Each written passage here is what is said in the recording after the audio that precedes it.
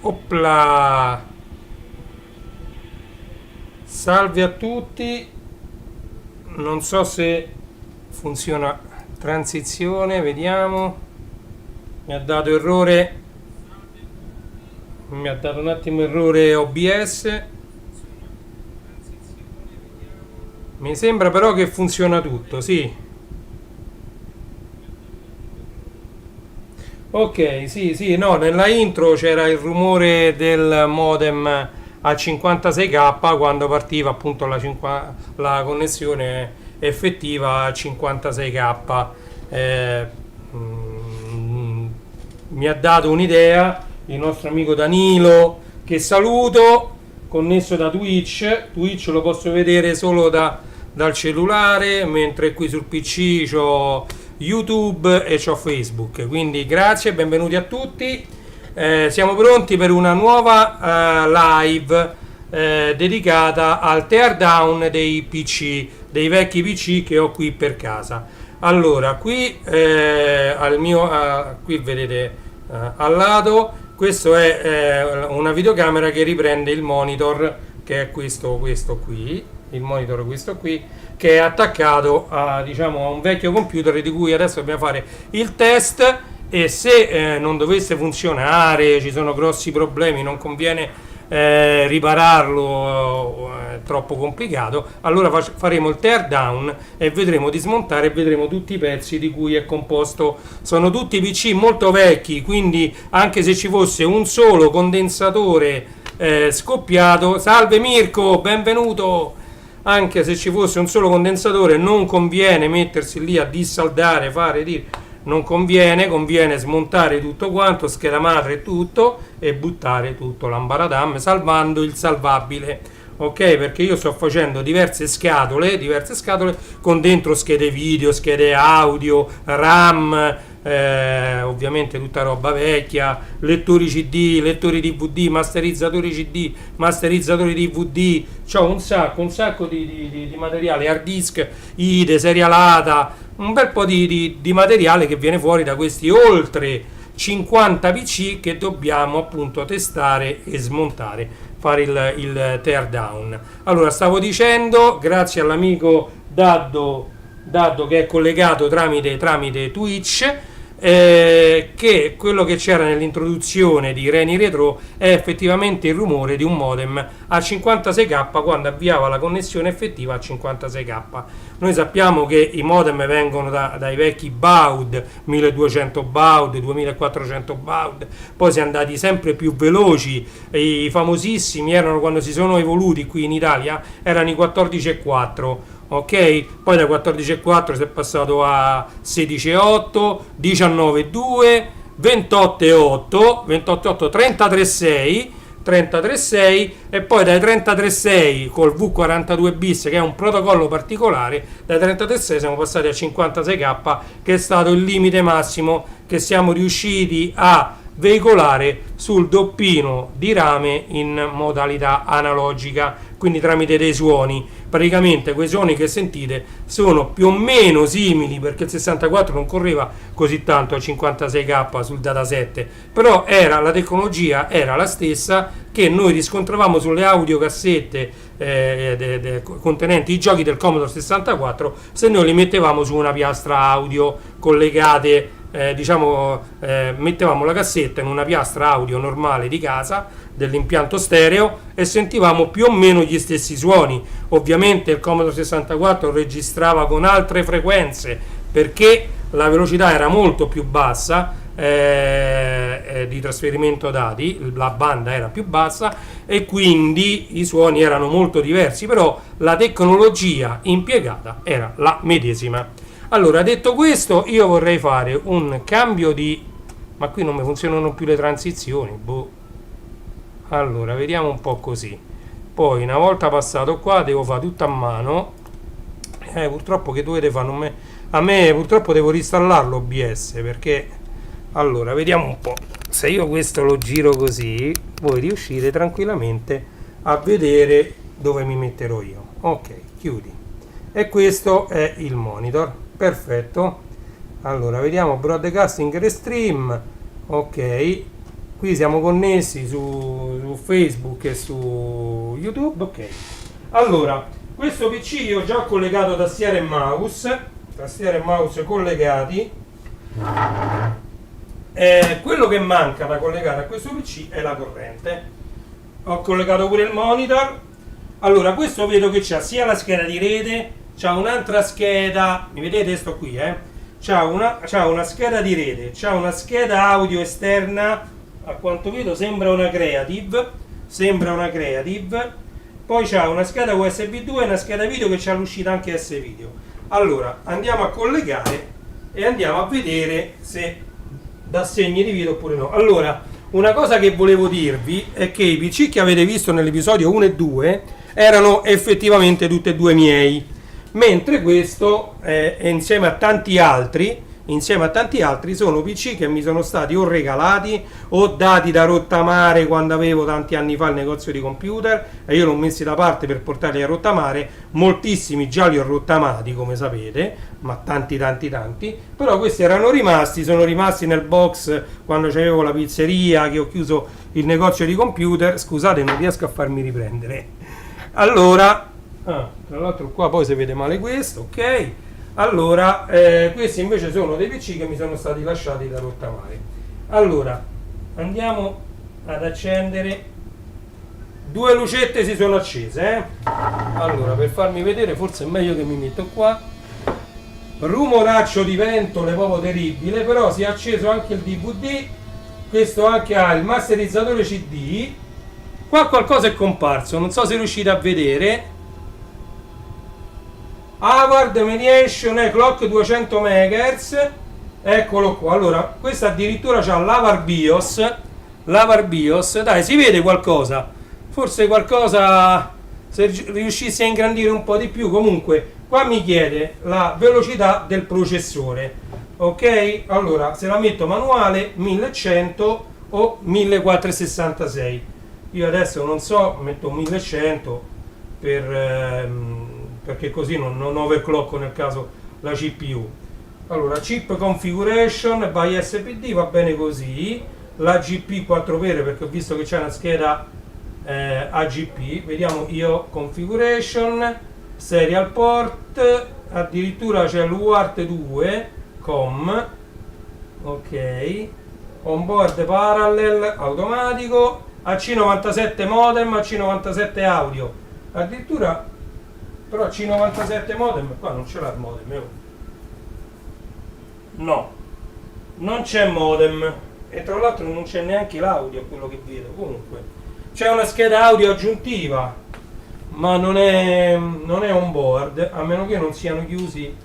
Allora andiamo a vedere HDD power down disabled. L'IDE vede tutto sull'IDE. Allora mettiamo plug and play OS yes innanzitutto. Qui ovviamente la batteria tampone è ovviamente scarica. Allora, non sta il martello, preparati per dopo. Non si vede pochino, poi così lo so che si vede poco e male. Purtroppo quella è la telecamera Logitech che ho preferito che a me mi vedeste meglio, e la telecamera l'ho settata in modo che una fonte luminosa si riuscisse a vedere, però riuscite a vedere che è il BIOS questo qua.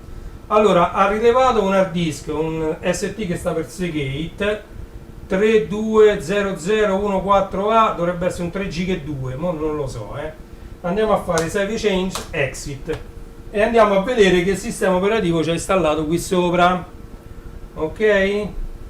Lampeggia un'altra volta il masterizzatore, e questo è un lettore CD, quindi questo c'ha lettore CD e masterizzatore CD anche riscrivibili.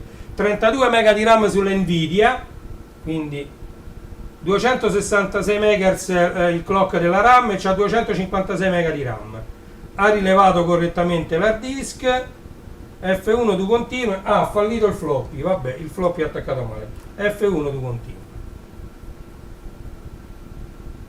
Allora, vediamo che sistema operativo parte. sta leggendo. Windows XP, ragazzi, si vede, eh? Si vede male, ma si vede. Windows XP, questo è l'avvio di Windows XP.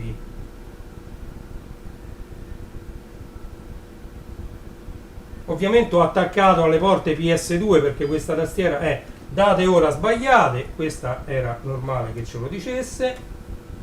Allora andiamo, voi vedete un mouse che si muove, beh, lo vedete sull'altra telecamera, eccolo qua, Windows XP, ragazzi, incredibile, incredibile questi computer, che taglio anda a fare. Allora, quindi questo funziona pure tutto, c'è AutoCAD 2004, AutoCAD 2004, ragazzi, installato qua. Allora io voglio vedere innanzitutto, aspettiamo che finisce di caricare. Si è piantato tutto? No, sta caricando.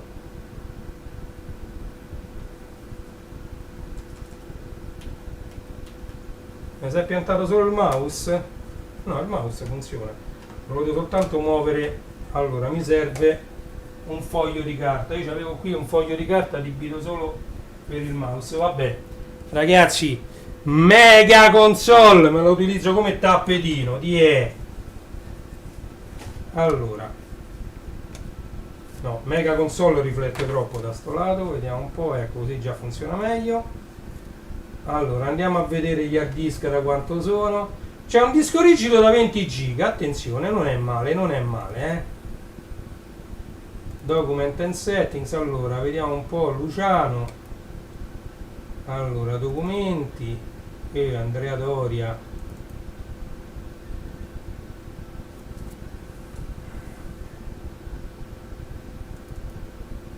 Musica non c'è nulla. Perché è partito? Ah, queste erano mail, queste sono mail, non ce ne frega niente. Allora andiamo qua, comunicazione, sono tutte immagini, niente. Allora andiamo a vedere. Allora, proprietà, andiamo a vedere quanto è disponibile di spazio, quanto. Ah, è tutto vuoto, praticamente stanno 3 giga utilizzati e 16 disponibili. Vabbè, è tutto pure indicizzato. Disco locale NTFS. Andiamo a vedere se le periferiche sono tutte installate correttamente. Gestione. Guardate se pure questo io non lo posso disintegrare, perché alla fine va, a questo punto ci metto qualche emulatore amica. Ah, vedete, c'è pure questa scheda Tricom Ethernet basata su 3C 905TX. Io ne ho installati, di queste schede qui ne ho installate forse 3000, 4000, non lo so, sui PC che non ce l'avevano, i VA6, VA8. Funziona pure sta periferica, vedete, si è attivata ed era l'unica che non era attiva. Allora ci sono anche le USB aggiuntive e vengono rilevate, periferiche acquisizione video, driver audio, ci stanno tutti. Caspiterina, ragazzi, qua funziona tutto. Allora andiamo a vedere proprietà.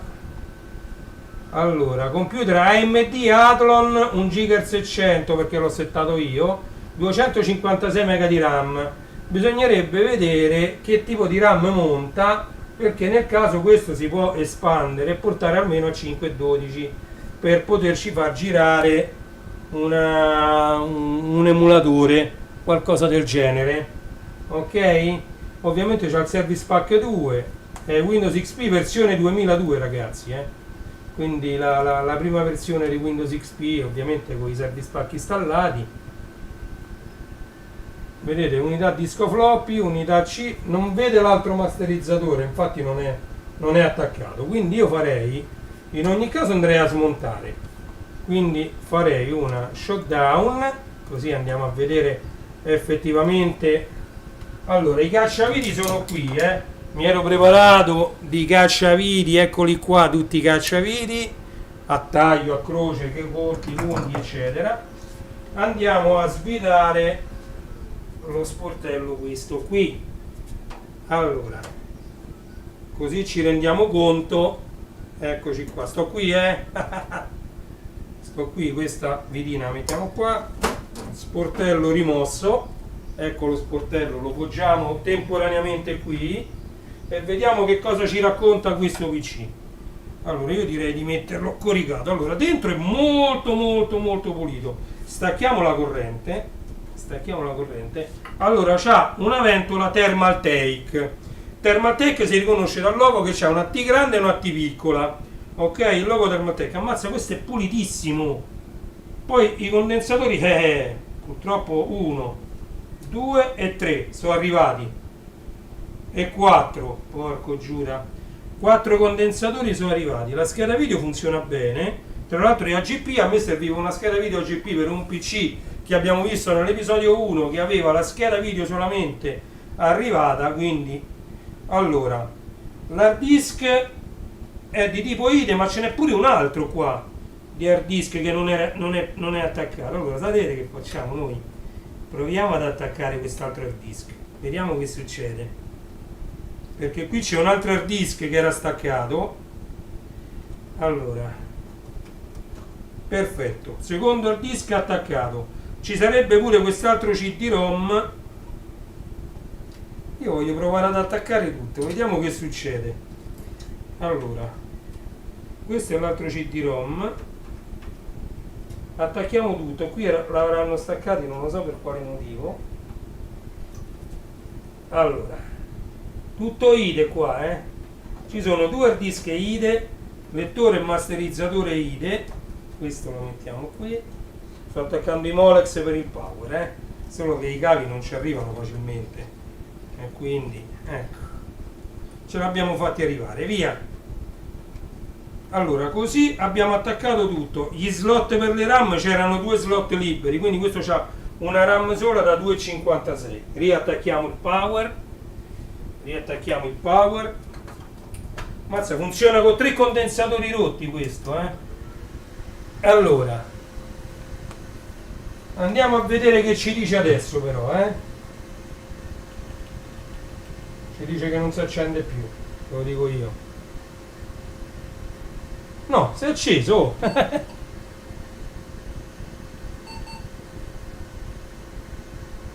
Allora, prima remaster, vediamo che rileva.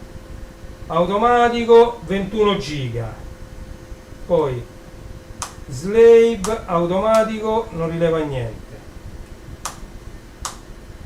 automatico Samsung automatico, quindi qui è sbagliato master e slave. Ok, quindi possiamo spegnere perché questi 2 hard disk sono messi tutti e 2 master.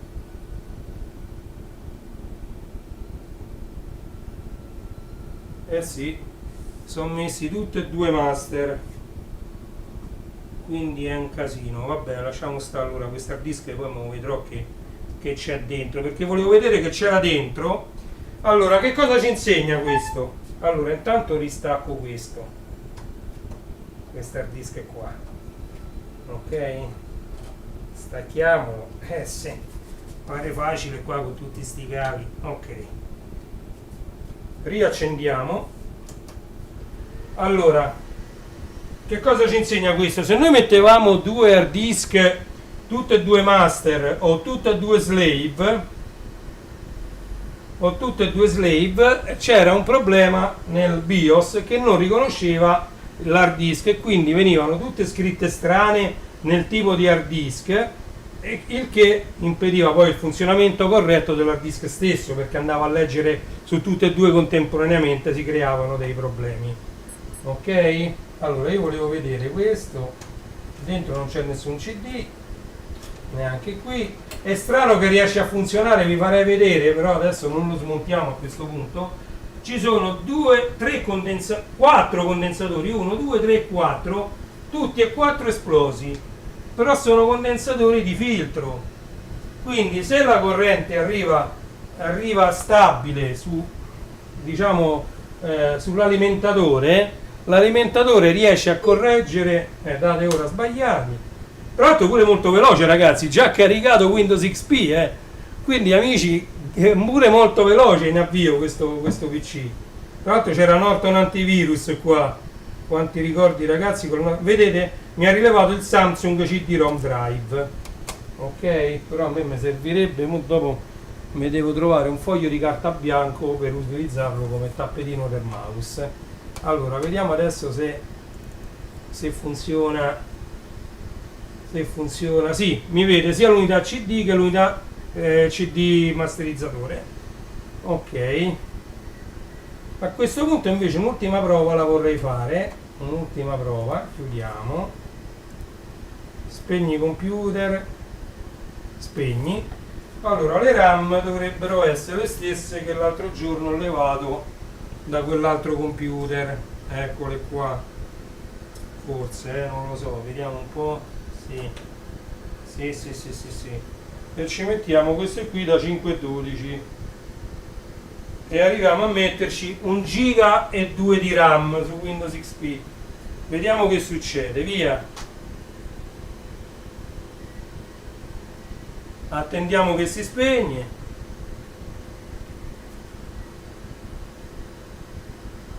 Troppo forte. Che dice? Chiusura di Windows. Si è appiantato. Vabbè, lo spegniamo noi. Stacca. Bello quando non ci frega niente di rompere il PC. Stacca, fai, dici, non ci frega niente. Tanto noi siamo qui per imparare e per vedere quello che succede. Allora, sto mettendo della RAM aggiuntiva su una scheda madre con i condensatori scoppiati, pensa un po'. Vediamo se ci va.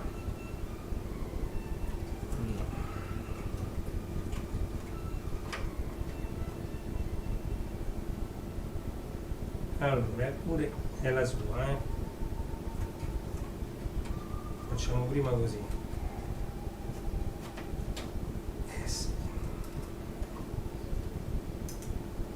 Sì, sono perfettamente identiche, quindi questa gliela rimettiamo. Allora, sto montando le RAM aggiuntive, ma qui è un groviglio di cavi, io non li assemblavo mai così, i cavi non stavano mai in mezzo ai piedi, in mezzo alle mani, in mezzo dappertutto, li legavo tutti, i cavi erano tutti legati. Ok, qua invece è pieno di cavi, cavetti, è un casino se fanno così i computer. Vabbè, questo me lo voglio assemblare io. Ok, seconda RAM messa, mettiamoci pure la terza, vediamo un po' che succede. Mo scoppia, messe tutte e tre, via. Mo scoppia, mo scoppia. Vediamo. Funziona un po' più.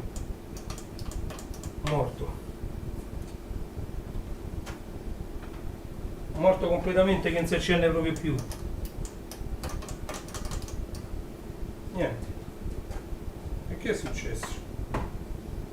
Non si è bruciato niente, Quindi leviamoci una, ho levato una RAM.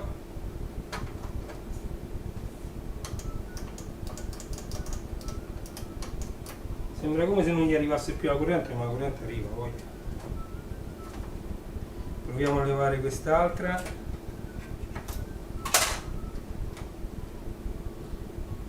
Ok.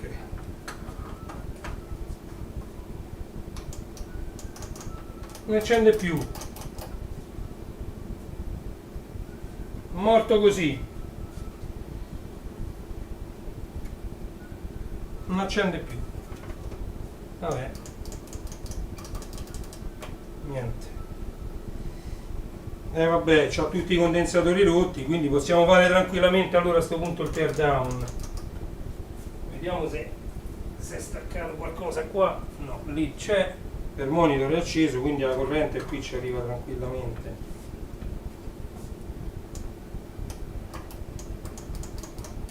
Niente. Ragazzuoli, tra l'altro qui una lucetta accesa c'è, quindi la corrente gli arriva. morto, valla a capire se è l'alimentatore che è morto o il PC proprio. Niente, vabbè, tanto dovevamo fare il tear down di questi PC. Allora, cominciamo a fare il tear down. Tear down che significa? Che adesso noi questo ce lo andiamo a smontare, ci andiamo a prendere subito la RAM, che tanto l'avevo già parzialmente tolta, eccola qui, questa è la RAM da 2,56, da 2,56. Allora, levata la RAM, procediamo poi, leviamo secondo me a sto punto l'alimentatore, poi ci prendiamo pure questi hard disk che ci saranno sicuramente utili, tutti questi hard disk, visto che a me lo spazio non mi basta mai, ci metto qualche cosa di inutile visto che sono vecchi e si possono rompere.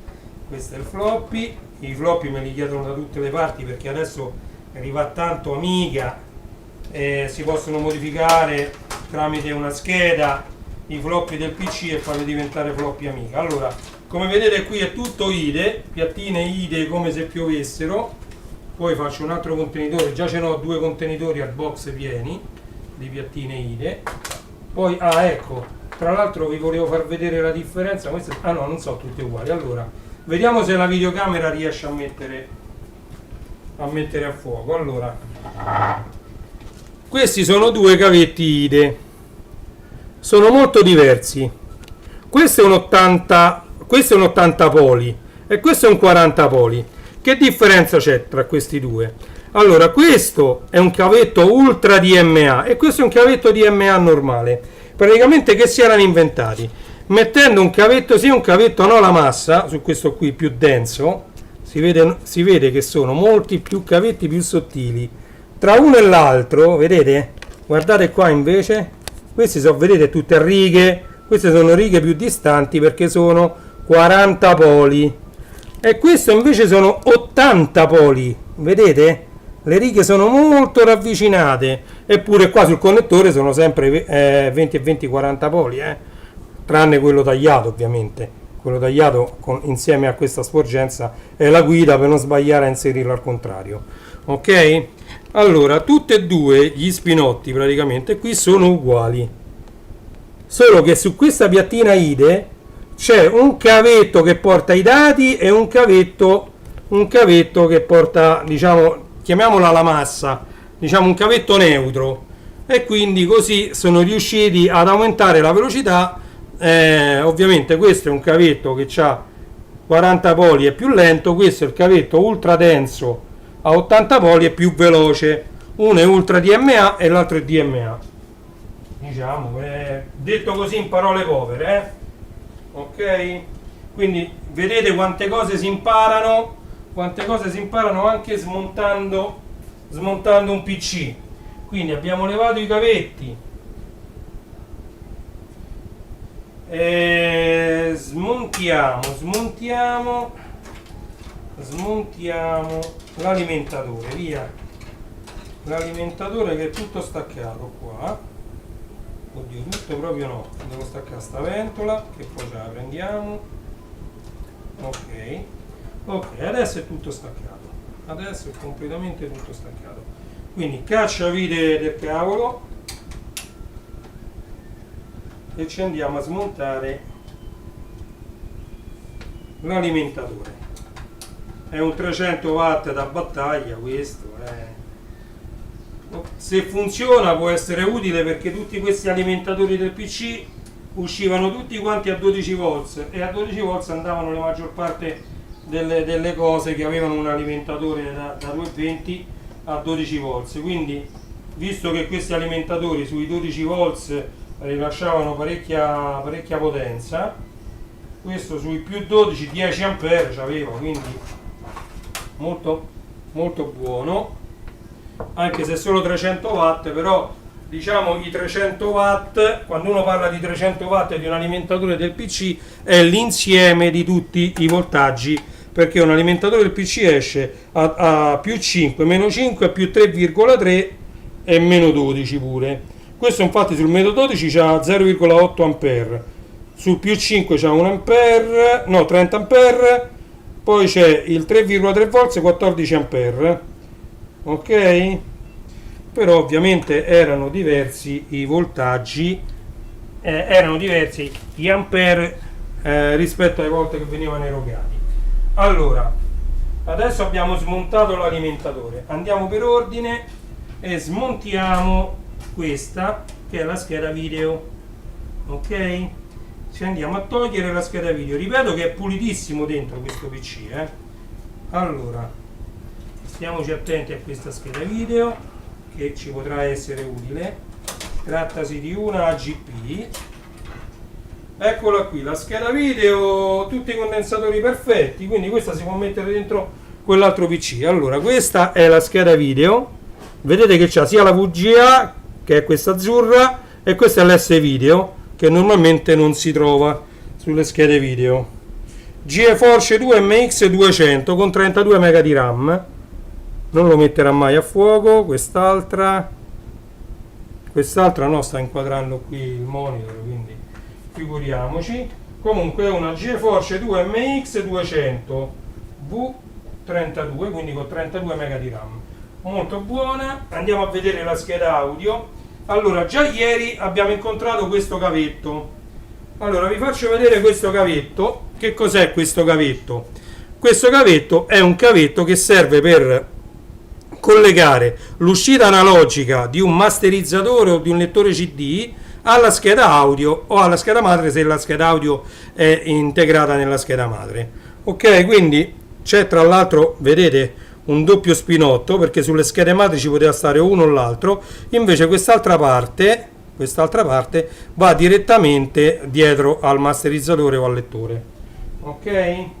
Quindi questa è un'altra cosa che ci ha insegnato, che stiamo imparando.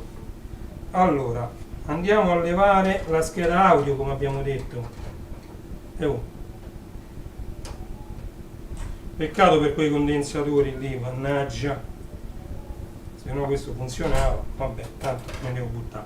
Allora, guardate che bella, questa è una Creative Sound Blaster Live 5.1. Ragazzi, questo ha fatto la storia. Vedete il marchietto qui? Questo è il marchio Sound Blaster Live e qui piccolino c'è scritto 5.1. quindi questa è una Sound Blaster Live ed ecco tutte le uscite per attaccarci. Ogni spinotto c'aveva due altoparlanti, quindi 2, 4, centrale subwoofer e poi questo era l'ingresso microfono.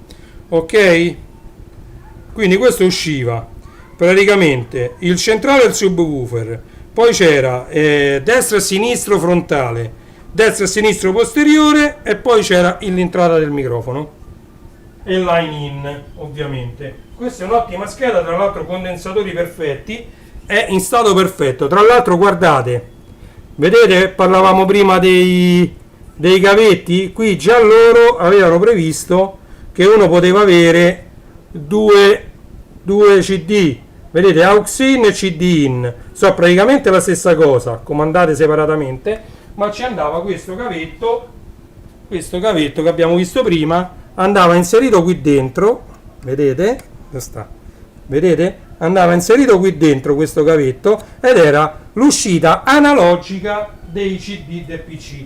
Poi diciamo con il passare degli anni siamo riusciti via software a far uscire l'audio dei CD audio attraverso la piattina IDE, quindi quei cavetti non sono stati più necessari, ma prima per sentire i CD audio era necessario attaccare quel cavetto. Se non c'avevi quel cavetto attaccato i CD audio non li sentivi. Prima ancora stiamo parlando dell'uscita anche di Winamp. Ok, allora questa è la famosissima scheda di rete della Tricom, la più compatibile di tutte per Windows, la 3C905 serie, questa è la 3C905B mi pare, no, la C addirittura. Questa era tra l'altro l'ultima versione col parallel tasking.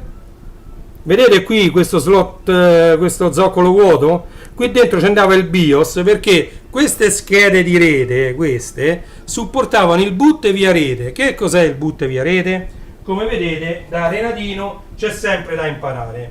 Allora, oltre a, come abbiamo visto ieri, l'architettura client server, Windows NT4 Workstation, Windows NT4 Server, Windows 2000 Server e via dicendo, c'era un altro sistema operativo, sempre server della Microsoft, che aveva una funzionalità importantissima.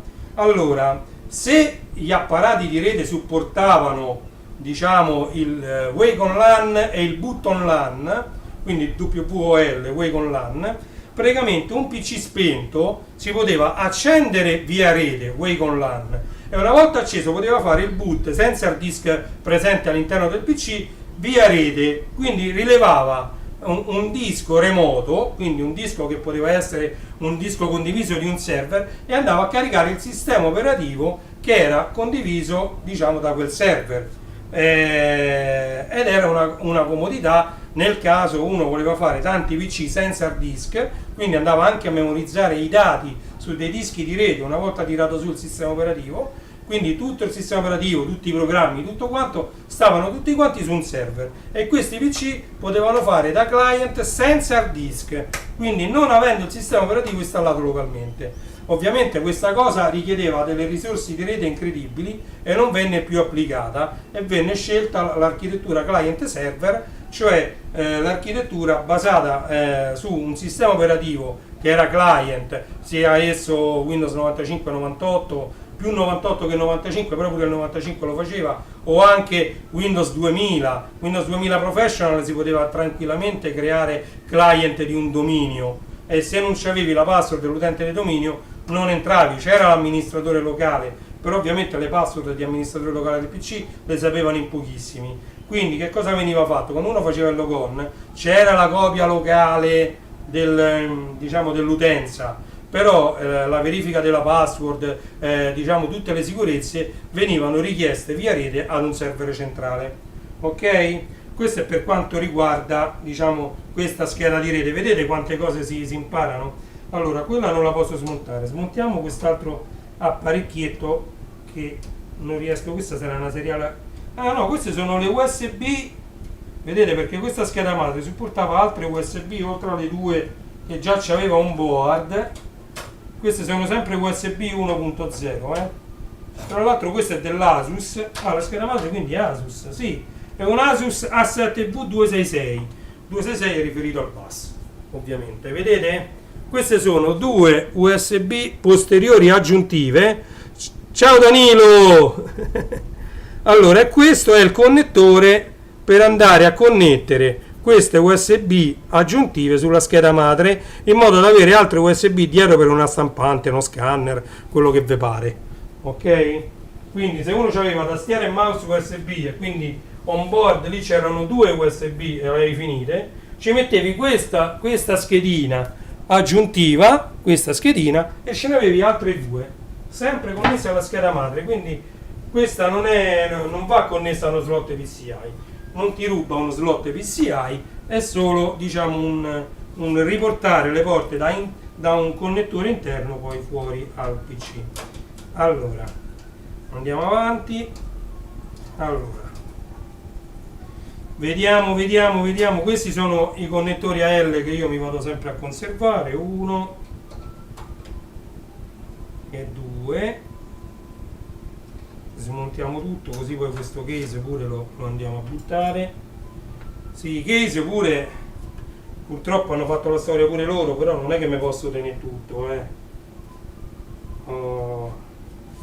Poi farò dei pacchetti, venderò, che ne so, 10 ventole, 2 euro, che ne so, tutte testate pulite, non so se varrà la pena.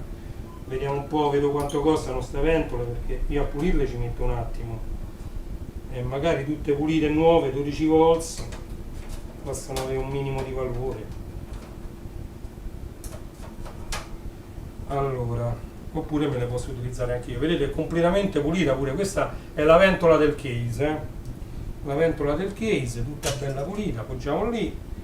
Poi qui c'è anche la ventola del chipset, incredibile, c'è anche la ventola del chipset. Qui addirittura c'è il sensore di temperatura. Solo che qui devo capire come si smonta. Capirai, tocca levare tutto qua. Non so se svidando queste viti, vediamo un po' quanto sono lunghe. Sì, svidando queste viti lunghissime viene via questa ventola che vi ho detto della Thermaltake.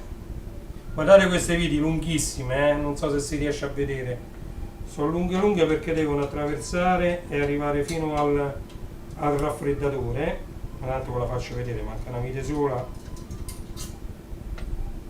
Allora, vediamo, perché noi stiamo imparando, smontando questi PC, diciamo, ricordiamo, perché io l'ho vissuta in pieno. Allora vi faccio vedere. Allora, questo è il logo della Thermaltake che vi dicevo, vedete?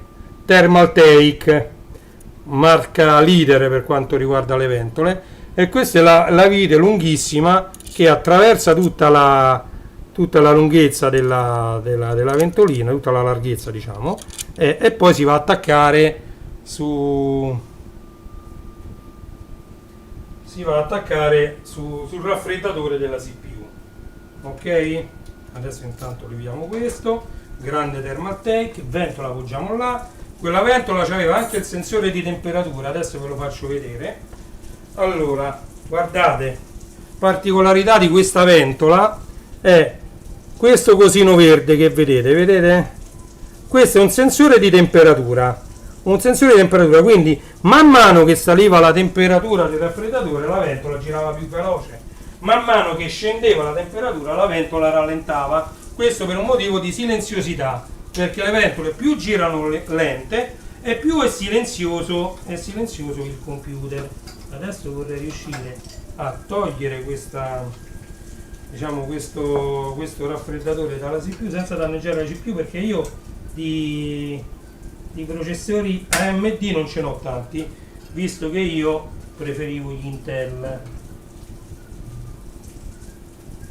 E non si riesce qua, sto rompendo tutto, no? Oh, ci siamo riusciti, via. Allora, guardate, ammazza quanto pesa.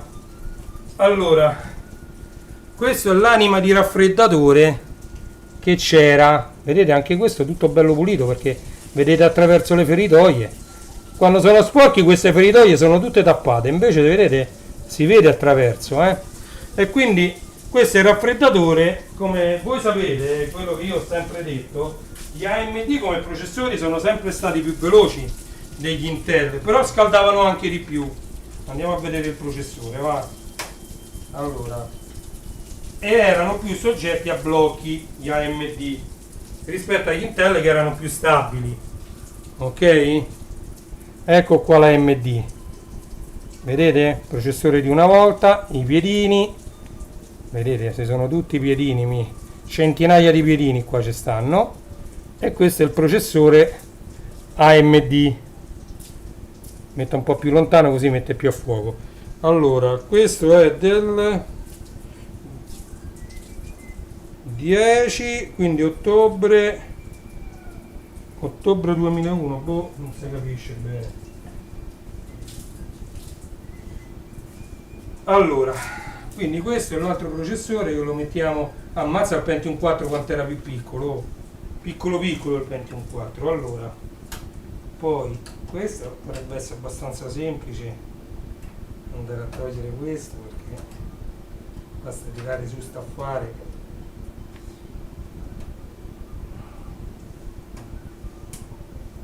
Fare facile. Vabbè, sta ventolina però la voglio prendere perché non si trovano facilmente quelle ventoline. Questa è la piattina del drive, levata pure la piattina del drive, poi eccolo qui, questo già sta meglio, questo è l'altoparlantino che fa da beeper. Tutti i case compatibili come questo che vedete avevano sul fondo lateralmente questo altoparlantino qui che faceva tutti i suoni diciamo del BIOS o quant'altro in assenza di scheda audio. Ovviamente i connettori sono rosso e nero, nero il negativo, rosso il positivo, per attaccarlo, diciamo, alla scheda madre. Ok, questi possono sempre tornare utili come altoparlantini, sono pochissimo potenti, non hanno questa potenza elevata, però possono tornare molto utili. Allora, andiamo a levare prima questo hard disk. Questi sono hard disk che stavano messi sullo slot da 5 a un quarto e gli hard disk sono grandi come un 3,5 e quindi erano attaccati da un lato solo. Spesso si faceva questa cosa su questi case, ma è una cosa non molto corretta.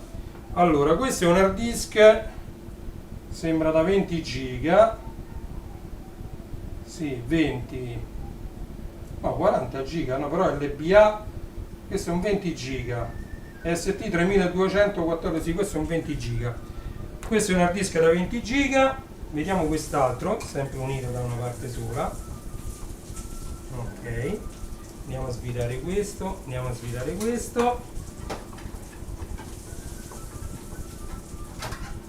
ok, vedi che c'è sta qua il Quantum non si trovano più, questo è un Quantum sempre da 20 giga, guardate, questo è un Quantum da 20 giga, ragazzi, è incredibile che adesso si trovano da 16 tera, stessa grandezza, stessa altezza, 16 tera si trovano, e questo è un 20 giga, 16 terabyte contro 20 giga, ma si trovano anche più piccoli, ci stavano gli 8 giga, sempre stessa grandezza. Allora, andiamo a svidare tutte le altre viti che mancano, perché poi dobbiamo andare a lavorare dall'altra parte. I floppy me l'hanno chiesti, ripeto, chi ha Amiga, chi vuole ricreare i floppy Amiga col PC partendo dagli ADF, e questo è un lettore floppy che non è neanche male, eccolo qui, tra l'altro marca Alps, questo è quelli famosi, gli Alps sono quelli più compatibili di tutti per diventare floppy Amiga, cioè compatibili Amiga, non è che diventano floppy Amiga, solo se collegati al PC via USB con la Grise Weasel, lì come si chiama quella scheda. Allora, questo ovviamente non si dovrebbe muovere, no, si muove invece, si muove ma non viene, ma non può venire perché non avrà una vite quella, sì, lo vediamo, tanto lo vediamo tutto smontato, via, abbiamo preso tutte le viti. Comunque è assemblato parecchio male questo PC, questo si leva, eccolo qua, questo è un Samsung, qui dice Samsung, come vedete, la Samsung sempre in mezzo è stata, Samsung, andiamo a vedere, CD Master 40, questo è un CD-ROM 40x, lettore CD 40x, lo metto dentro questa scatola dove sto mettendo tutti i lettori CD, ma quindi pure questo in teoria esce, sì, così evito di girarlo. Questo invece è un LG CDRRV Drive, eccolo qua, LG, mettiamolo qua, nessuno dei due era lettore DVD, tengo a precisare, Allora, quindi qui abbiamo fatto il tear down di tutto, è rimasta solo la scheda madre, cui mi avrebbe fatto piacere togliere, ci prendiamo pure qualcuna di queste viti anche se ce ne ho tante, ma due ce le lascio, le altre me ne pio, ci lascio questa e quella, quindi qua poi c'è da prendere questa, ok, via, vediamo questa, non ve la faccio vedere la scheda madre perché è un disastro, ma ci sono 4 condensatori, 5, no, 1, 2, 3, 4 condensatori arrivati, quindi non conveniva neanche, se sarebbe bloccato al primo programma caricato che aveva parecchio da, ma se no aspetta, va, allora facciamo una cosa, qui stacchiamo tutto, non ci frega niente, via, tanto dobbiamo buttare tutto, allora leviamo pure la scheda madre, via, abbiamo fatto 30, famo 31, via, poi la scheda madre ce la lascio un ballerina dentro, ma che non importa, allora, ok, ecco qui la scheda madre, ma che è attaccata con lo scotch, ma dimmi te, ma questo perché c'aveva pure la possibilità di mettere altri controller video aggiuntivi. Allora, e questa è la scheda madre, vedete? Poi dopo io con una pinzetta che la vado a prendere. Allora, questa è la scheda madre, i condensatori arrivati, eccoli, si vedono a occhio nudo, sono questi con il marrone sopra, vedete? C'è pure quest'altri due, questo e questo. Me lo posso pure avvicinare un po', anche se non mette a fuoco, però si vede questo e questi altri due qua sicuramente sono arrivati. Eppure funzionava, l'abbiamo visto, si è acceso. Allora, la batteria tampone, che è questa, è scarica. Vedete il marchio Asus? Eccolo qui il marchio Asus. Il modello stava scritto tra i slot, eccolo qua, A7V266 in mezzo agli slot. Quindi niente, manca di prendere con una pinzetta, torno subito, prendiamo una pinzetta,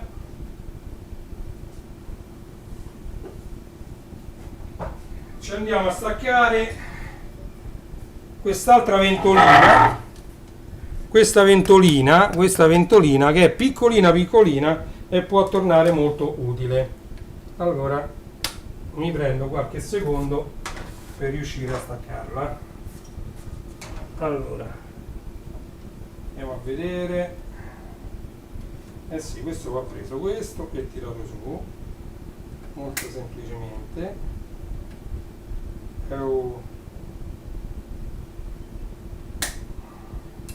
Come mai non si riesce a levare? È una cosa incredibile. Poi se non ci riesco la lascio qua e faccio dopo.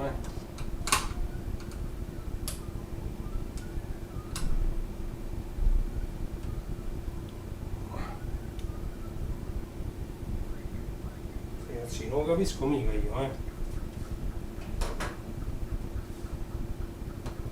Faccio la materia bruta, tanto non me ne frega niente né della scheda madre.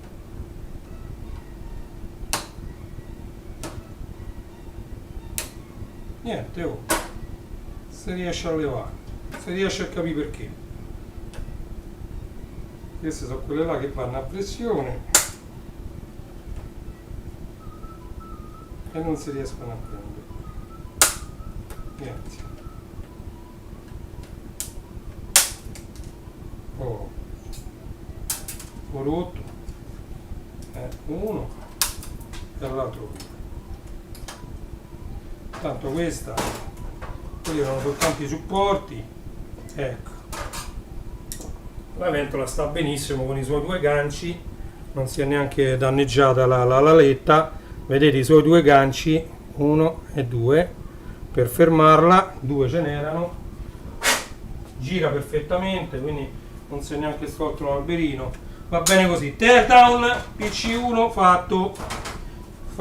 Adesso attacchiamo subito il PC2 perché il tempo è tiranno. Andiamo qui, ci rimetto una vite sola, così almeno si regge. Lo richiudo e lo buttiamo.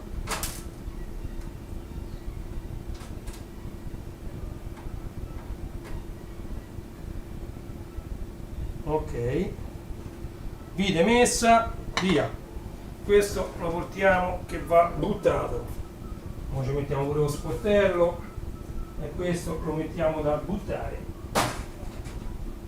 Allora adesso invece ci andiamo a vedere quest'altro. Pesano tutti quanti una tonnellata, ragazzi. Allora, questo tastiera e mouse PS2, sempre. Andiamo a vedere, continuiamo. Tastiera e mouse PS2, scheda video esterna, c'ha pure il video composito, questa, il giallo per intenderci. Allora questo si attacca qui e noi senza indugio attacchiamo la spina del power e accendiamo. Anche questo si è acceso, prima botta si è acceso. Dentro masterizzatore, oh, c'è sta ancora un CD qua dentro, non so di chi era, ma andiamo a vedere che c'era. Allora vediamo che sistema operativo c'è. Allora pure qua mandiamolo a 2400 MHz, ma sì, ma che ci importa, vai, vola. C'è un Maxtor dentro di hard disk, plug and play OS, diciamogli sì, dai, diciamogli sì, plug and play OS sì, però volevo vedere quanta RAM c'era. 256 MB di RAM. Amici, 256 MB di RAM. ragazzi, una cosa incredibile. Allora, andiamo avanti. Tac, tac. Sono curioso di vedere qua dentro che c'è memorizzato. Tra l'altro questo è un masterizzatore DVD della Sony, non si trovano neanche facilmente. Plug and play, Pentium 4 2.4, non è male, ecco, sta partendo. Windows XP Professional addirittura c'è scritto. Quando c'era scritto Professional vuol dire che non c'era neanche il Service Pack 1. Ragazzi, questo è il logo di Windows XP Professional, c'era scritto, anche perché Windows XP Server non è mai uscito, quindi erano tutti professional di Windows XP. Ragazzi, che ricordi, che ricordi. Allora, questo è un Pentium 4. Vabbè, qua c'è sta lo sfondo del vecchio proprietario, direi proprio di andarlo a togliere. Allora, andiamo, mettiamo Windows XP classico, applica, così me levo lo sfondo, attendere, ok, sfondo levato. Allora, l'hard disk, andiamo a vedere subito l'hard disk. Ammazza quanto corre veloce questo, è un 80 giga con 7 giga utilizzati. Allora, quindi questo c'è un bel hard disk, solo che senza quel foglietto, quindi questo mi sa che adesso lo smontiamo e vediamo. Mi fa visualizza contenuto cartella, document and settings, administrator, allora documenti, musica, artista sconosciuto e Bob Dylan. Vabbè, c'è un po' di musica, vediamo se dentro immagini c'è qualcosa. Sì, dentro immagini c'è qualcosa, immagino che siano private, quindi niente, non le vediamo per niente, poi me le vedrò io. DVD Daniele, UTS Stream Information, andiamo a vedere. Questo è rimasto acceso, vabbè, andiamo a vedere quest'altro. Questo lo mettiamo sopra, se c'è qualcosa nel DVD, sono curioso, che se lo so scordato dentro. Succedeva sovente che mi davano i PC con dentro, poi si scordavano i CD. Apri cartella, è vuoto, quindi è un CD vuoto che può essere utilizzato. Bene, bene, bene, bene. E quello, tanto essendo quello della Sony, un masterizzatore Sony che non avevo mai visto, bello, DVD pure RV, quindi molto buono. Info edit. Allora, io direi, voglio vedere un attimino altre cose qui, proprietà. Allora, Pentium 4 CPU a 2.4, 256 MB di RAM, versione 2002. Tra l'altro vedete che Windows XP non c'è neanche un service pack qui, versione 2002 senza neanche un service pack, quindi è la prima versione di Windows XP che uscì. Allora, facciamo shutdown, spegni. Perché andiamo a spegnere? Perché voglio provare a metterci un altro po' di RAM. Se si può mettere, ci mettiamo un altro po' di RAM. E questo può essere il primo PC che io dedico, diciamo, all'emulazione. Salvataggio in corso. Tra l'altro è quasi tutto libero, con 80 giga. A voglia mette giochi di Amiga. Ci installiamo WinUAE e stiamo a posto. Tra l'altro qui c'è un modem, perché la scheda di rete già c'è integrata su scheda madre, e allora c'è un modem. Il modem lo possiamo anche togliere perché non ci serve proprio a niente, quindi io devo smontare da questo lato qui. Andiamo con calma. Allora, prendiamo questo, andiamo a smontare e ci mettiamo pure i coperchietti che mi sono tenuto, perché ho visto che qui mancano dei coperchietti. Ok, allora andiamo a togliere. Perfetto, ho 2 slot liberi. Allora, vediamo subito i condensatori perfetti. Allora, prima cosa da fare, togliamo questo modem. Togliamo il modem, la scheda audio c'è già integrata, quindi non ce ne frega niente di metterci un'altra scheda audio. C'è già la piattina, come abbiamo visto nel PC di prima, ultra densa per l'hard disk, c'è addirittura quella gialla. Quindi allora noi ci andiamo a prendere 2 RAM. Allora, 2 RAM da 512. vattene ricordavo quali erano quelli da 5, questo è da 5,12, 2,56, queste due sono da 2,56, quindi questa pure era da 5,12. Allora, senza indugiare oltre, andiamo a mettere queste due RAM. Questa mi va a sbattere contro la scheda video, che va temporaneamente rimossa perché il connettore della RAM va a sbattere contro la scheda video. Quindi noi facciamo così e la scheda video la leviamo temporaneamente, andiamo a inserire questa RAM, e poi non ho visto neanche se era compatibile questa RAM, no, così non va, forse va così, vediamo un po', sì, questa l'abbiamo messa, l'altra sta qui e mettiamo anche l'altra, così gli diamo 1,2 GB di RAM e Windows XP con 1,2 GB di RAM su un Pentium 4. No, questa mi sa che è messa male. Allora, sì, va girata, ok, è inserita, perfetto. Rimettiamo la scheda video, molto semplice metterla,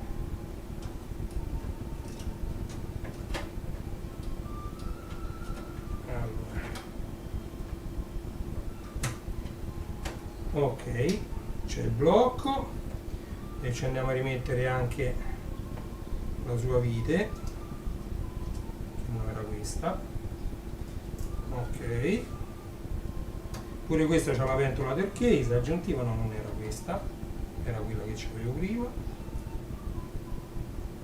perfetto, mettiamola dritta, ok. Allora andiamo a vedere se si riaccende, riattacchiamo il monitor e riattacchiamo la corrente, ok.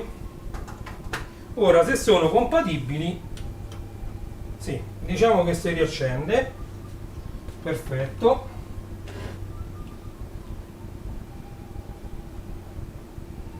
C'era un problema di compatibilità con alcuni banchi di RAM, infatti mi sembra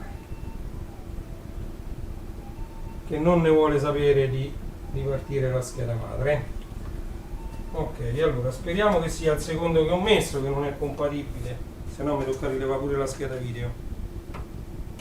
Allora, leviamo questo e ci riproviamo, magari ce ne mettiamo uno del 256. Ritorniamo sempre, le RAM una volta dovevano essere compatibili con la scheda madre, eccola qua, siamo fortunati, c'ha 64 MB di RAM sulla scheda video, che non è poco. Allora andiamo a vedere, ho capito tutte queste cose, qui auto, mettiamo enable, chip configuration, aperture 64. Tra l'altro quando c'è la scheda video da 64, qui era meglio mettere 128, ok, per non stare sempre al limite. Quindi è tutto abilitato, le cache, le cose, ok. Tra l'altro però volevo vedere la RAM 1280, come 1280, non è possibile perché io non ce l'ho messa una da 1 giga, prima c'aveva 256, ora 1280, vediamo un po', dovrebbe dare errore subito, Windows non dovrebbe partire per niente perché c'è 768 dovrebbe avere di RAM, come 1280, 1280 non c'ha significato. Ciao Giusimo, io sto facendo teardown di PC, i 50 famosi PC, più che sono molti più di 50, ahimè, ahimè. Allora, secondary master, ok, tra l'altro l'hard disk messo sul secondario, vabbè, quello tutte cose che si possono risolvere. Però perché 1 giga di 80 di RAM? Windows XP Professional prima versione, però lo sta caricando, ma guarda che è una cosa incredibile. Allora, io mi è venuta in mente un'altra cosa. Vediamo un po'. Oh, così. Allora, Windows XP c'ha i scoppietti questa dentro. Sono curioso di vedere quanta RAM vede. Non può vedere un giga 280 pure Windows perché è impossibile. Un giga 280 di RAM. Ma com'è possibile? Ma non è possibile. Se uno la va a usare sta RAM, no? Io ci ho messa una da 512. Tra l'altro a me il disco locale così non mi piace. Sistema. Ok. Ma io se lancio, che ne so, un video, qua c'è sta un video dei Pink Floyd, no? Questo è un DVD dei Pink Floyd, andiamo a vedere. Power DVD, ragazzi, ve lo ricordate Power DVD per vedere i DVD? È una cosa incredibile, amici. Riproduci, non riproduce perché mi sa che ho aperto il VOB sbagliato. Ecco, dobbiamo aprire questo VOB qua. Power DVD. Niente. Play, ma non play. Niente. Vediamo un po' se far play. Questo era 1 giga, questo è il VOB 2.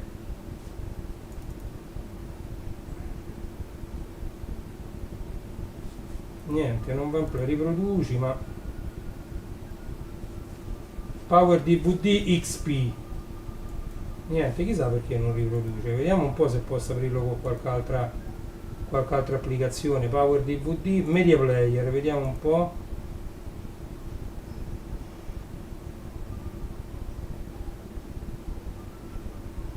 Sì, con Media Player invece si vede, pensa un po'.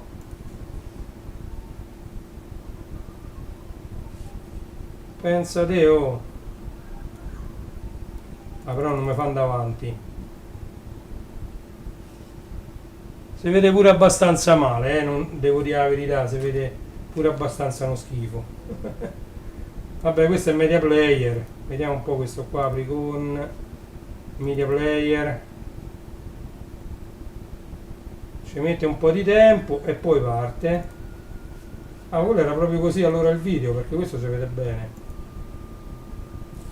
Non so se riuscite a vedere qualcosa, Vedete? La devo settare meglio questa telecamera. Allora. Sì, comunque Classic Albums, vabbè, se le vede, vedete pure voi. E questo è Pink Floyd. Ovviamente il prisma. Sono tutti gli album dei Pink Floyd, tutte le copertine degli album dei Pink Floyd. Bello questo mi può interessare.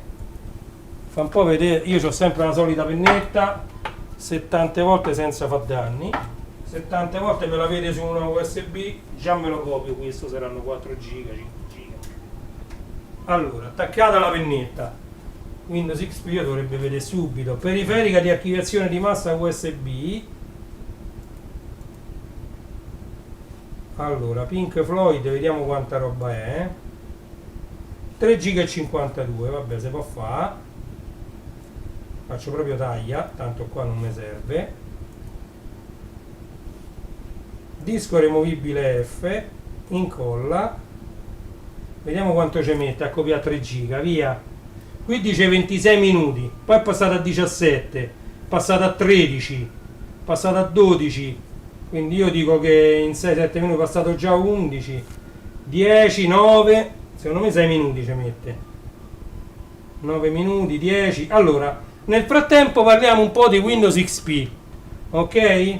Tanto le mie conoscenze, diciamo, fino a Windows 10 sono abbastanza ferrate su tutti i sistemi operativi Microsoft, ok? Windows XP, tra l'altro questa versione scritto che è del 2002, venne introdotto come Windows XP Professional perché la Microsoft aveva l'idea di fare un Windows XP Server, poi uscì Windows 2003 Server e quindi non lo chiamò più XP, e quindi con l'uscita del Service Pack 1 già per Windows XP, quella scritta in avvio Microsoft Windows XP Professional venne sostituita da Microsoft Windows XP.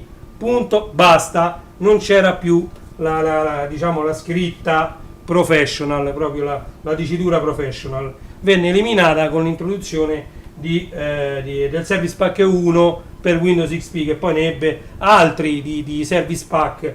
Che cos'è un Service Pack?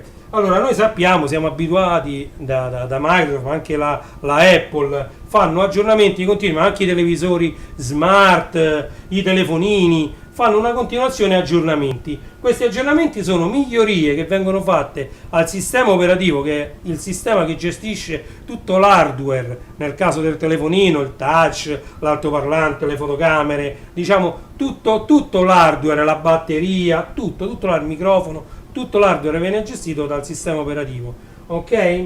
Nel caso del PC c'erano pure tutte le varie sicurezze. Windows è sempre stato un sistema molto complesso, che ancora oggi dipende da un registro di configurazione e da file e libreria, che sono le DLL, ok? DLL è l'acronimo di Dynamic Link Library, ok? Sono una marea di file che certe volte facilitano anche la programmazione di software aggiuntivo, però servono per far funzionare tutto il sistema operativo. Il sistema operativo quindi ha questo registro di configurazione, che è un file che sta dentro il sistema operativo proprio, che va a configurare tutte le periferiche di quel PC particolare. Diciamo, era l'unica soluzione che la Microsoft aveva trovato per poter dare il via alla nascita dei PC assemblati, perché la Apple, per quanto avesse un sistema operativo molto stabile, ha un numero limitato di macchine nel suo parco macchine. Il numero di macchine per Windows è illimitato, non c'è limite, perché uno poteva prendere una scheda S3 Virge e metterla su una scheda madre Asus, poteva prendere una ASRock e metterci una Matrox, oppure metterci un'altra scheda video, una ATI, si possono mettere tante schede video, tante schede audio, tante schede di rete di marche completamente diverse, e Windows in ogni caso con i driver giusti le riconosceva e le faceva far funzionare. Cioè, quindi da questo è nata e proliferata la produzione di tutte le varie periferiche per un PC compatibile, ok? Quindi questa grande innovazione di Microsoft con un registro di configurazione fece sì che le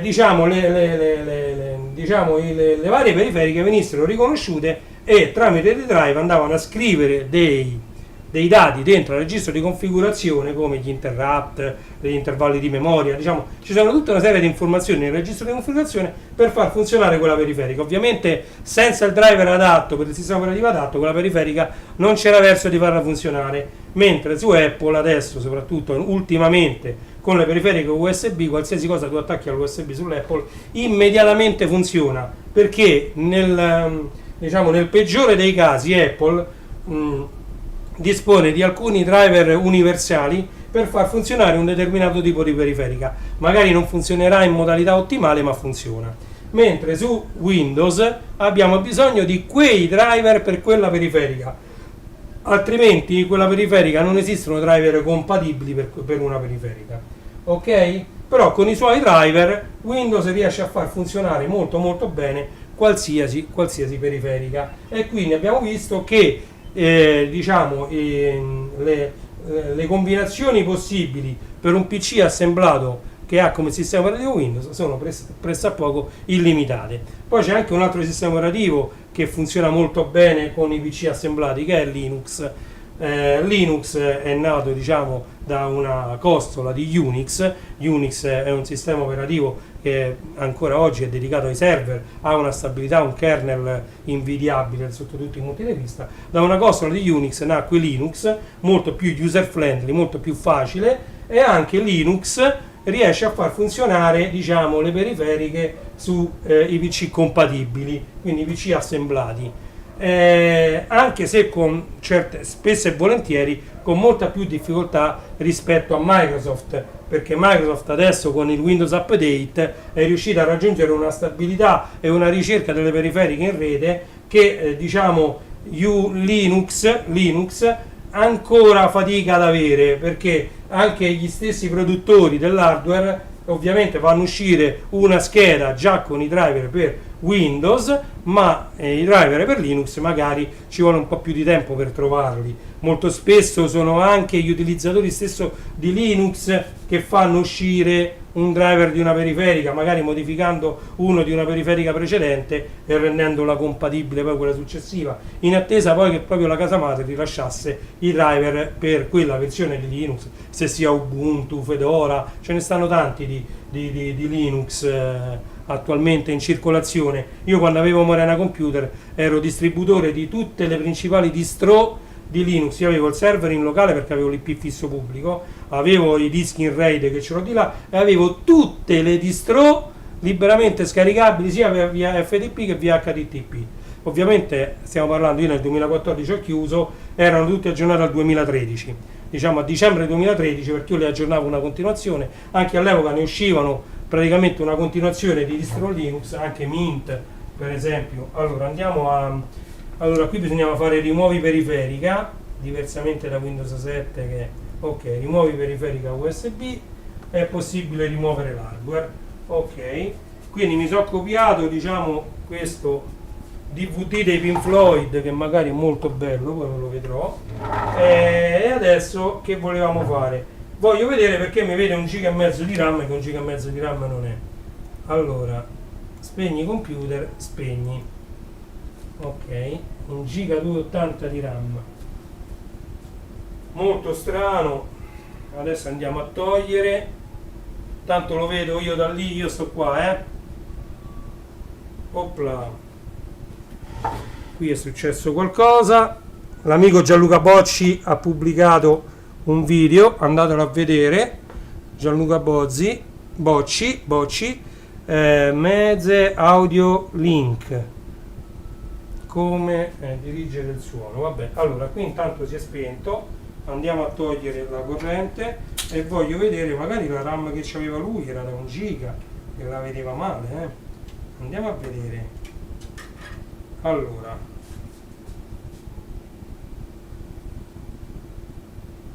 ...256 mega DDR, PC 400, niente, non la può vedere assolutamente così grande questa. Allora la vado a togliere perché questa è da 512, non c'è niente da fare. Oh no,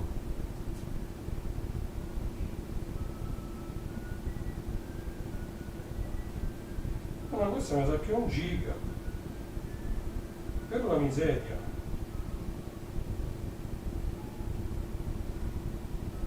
DDR 400, ma mi sa che è 1 giga questa, molto buona questa è 1 giga. Allora facciamo una cosa, allora, visto che quell'altra lì non era compatibile, allora ho messo questa e poi le mettiamo le due uguali da 2,56, quindi così arriviamo a 1,5 giga come volevo arrivare prima. Allora mettiamo questa,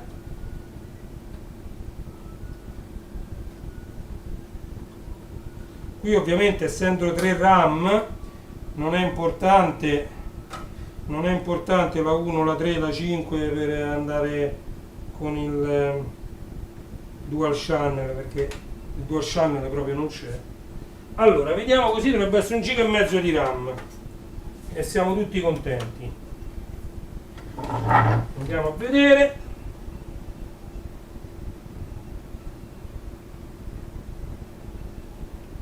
No, dovrebbe già essere partito. Secondo me c'ha lo slot rotto, il primo slot rotto, peccato. Allora leviamo questa da 1 giga e vediamo se adesso mi dice 2,56.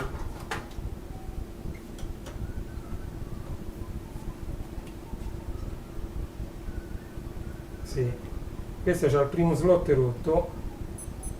Andiamo a vedere. Allora, 512 mega di RAM, esatto, sì, così è giusto. Allora andiamo a spegnere, quindi voglio vedere se allora quell'altra è da 5,12 perché a questo punto ne metto due, una da 1 giga, questa è da 5,12, sì, allora questa è da 5,12, allora così dovrebbe vedere 5,12, vediamo subito. Vediamo subito se dovrebbe vedere 5,12.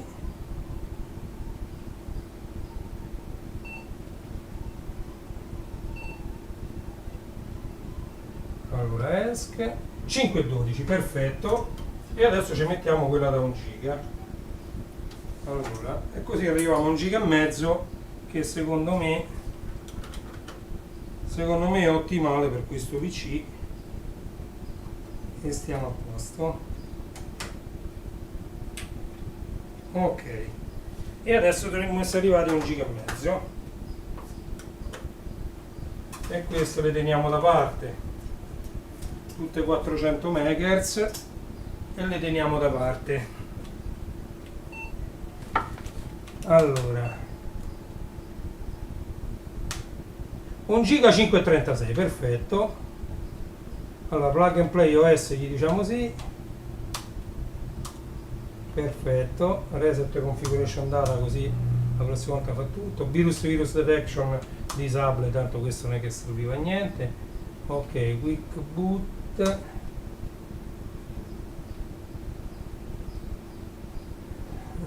boot up floppy 6, tanto non dobbiamo avviare da floppy. Ok, save changes and exit, yes. Vediamo se parte. Se parte io questo lo richiuderei e lo terrei così, ci scrivo sopra che è un Pentium 4. Allora, vediamo un po'. Plug and play init. Vabbè, questo poi bisogna sistemare questo fatto del secondary master, basta mettere non. Ok. Eccolo qua, Windows XP Professional. Si avvia, vedete. Ok, quanto tempo è? Non riesco a vedere. Live da 1 ora e 24, ce la facciamo per 1 ora e mezza. Via che in 1 ora e mezza ce la facciamo e chiudiamo la live in 1 ora e mezza, altri 2 PC ce li siamo levati, via.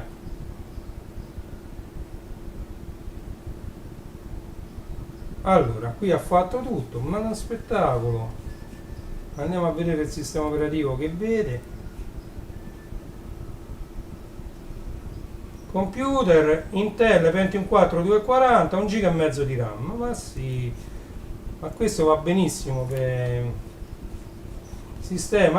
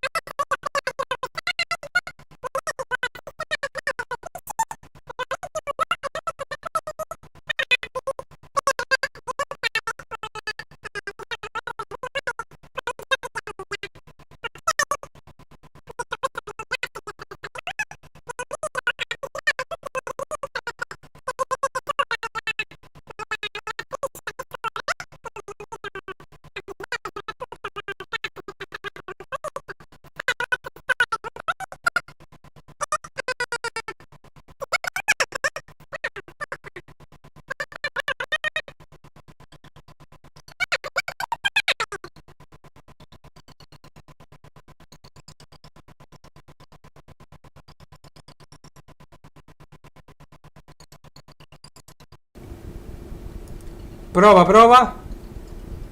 Aspetta. Prova. Ok. Allora, vi ridico le ultime cose che ho detto. Adesso si sente bene, pensa un po'. Problemi sempre delle dirette. Poi io su questo PC c'ho un mare di applicazioni aperte, quindi spesso e volentieri può andare a scatti perché c'è qualche applicazione che accede all'hard disk. Allora, vi stavo dicendo cosa importante. Allora, io adesso mi dedicherò, appena chiuderò questa live, a quel PC. È papabile per diventare un buon emulatore Amiga. 80 giga liberi, c'entrano parecchie ROM. Ci metterò WinUAE e vediamo di snellire al massimo il sistema operativo Windows XP che già c'è installato sopra. Quindi poi vi farò vedere, magari farò una live molto breve, un quarto d'ora, 20 minuti, per farvi vedere poi come funziona l'emulatore Amiga su un Pentium 4 con 1,5 giga di RAM. Ok? Quindi adesso stavo dicendo, oggi è l'11 giugno 2022, sabato, sono le 18:59, quasi le 19. Io vi ringrazio di aver seguito questa live, questa ulteriore live in cui abbiamo fatto il tear down o il test di altri due PC. Ne rimangono tanti ragazzi, quindi continuate a seguirmi, ci saranno tanti episodi oltre a questi che avete già visto. Quindi vi ringrazio di avermi seguito, vi invito ad iscrivervi al mio canale e ad attivare la campanella, perché è l'unico modo che avete per sapere quando sono in live.